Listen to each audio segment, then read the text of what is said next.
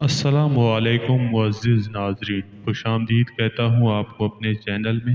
امید کرتا ہوں آپ سب اللہ تعالیٰ کی رحمت سے اور اس کے فضل و کرم سے خیر خیریت سے ہوں۔ ایک مرتبہ حضرت علی رضی اللہ تعالیٰ عنہ نے اپنے ایک شاگرد سے فرمایا، میں تمہیں اپنی اور سیدہ فاطمہ سلام اللہ علیہا جو حضور کی صاحبزادی اور گھر کی سب سے لاڈلی بیٹی تھی کا قصہ نہ سناؤں؟ انہوں نے عرض کیا، ضرور۔ آپ رضی اللہ تعالی عنہ نے فرمایا، وہ خود چکی پیستی تھی جس کی وجہ سے ہاتھوں میں گڈھے پڑ گئے تھے، خود مشک بھر کر لاتی تھی جس سے سینے پر رسی کے نشان پڑ گئے تھے، خود ہی گھر کا جھاڑو دیتی تھی۔ ایک مرتبہ حضور اقدس صلی اللہ علیہ وآلہ وسلم کی خدمت میں کچھ لونڈیاں اور غلام آئے۔ میں نے حضرت فاطمہ سے کہا، تم اپنے والد کی خدمت میں جا کر ایک خادم مانگ لاؤ تو اچھا ہے اور تمہیں بھی کام کرنے میں سہولت رہے گی۔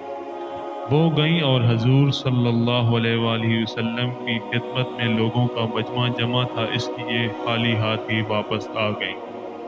اگلے دن نبی کریم صلی اللہ علیہ وآلہ وسلم خود ہی حضرت فاطمہ اور حضرت علی رضی اللہ تعالی عنہ کے مکان پر تشریف لائے اور فرمایا، تم کل کسی کام سے آئی تھی اور چپ ہو کر واپس آ گئی تھی۔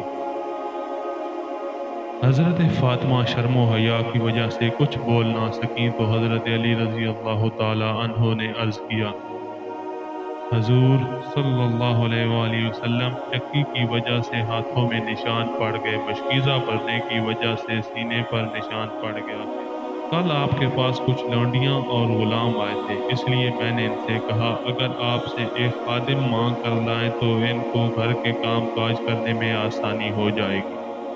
حضور صلی اللہ علیہ وآلہ وسلم نے فرمایا، فاطمہ، اللہ سے ڈرتی رہو اور اس کے فرض ادا کرتی رہو اور گھر کے کام کاج کرتی رہو، اور جب سونے کے لیے لیٹو تو 33 مرتبہ سبحان اللہ، 33 مرتبہ الحمدللہ اور 34 مرتبہ اللہ اکبر پڑھ لیا کرو، یہ خادم سے بہتر ہے۔ انہوں نے عرض کیا، میں اللہ کی تقدیر اور اس کے رسول کی تجویز سے راضی ہوں۔ امید کرتا ہوں آج کی یہ ویڈیو آپ کو ضرور اچھی لگے گی۔ اگر ویڈیو اچھی لگے تو ویڈیو کو لائک اور چینل کو سبسکرائب لازمی کر دیں۔ جزاک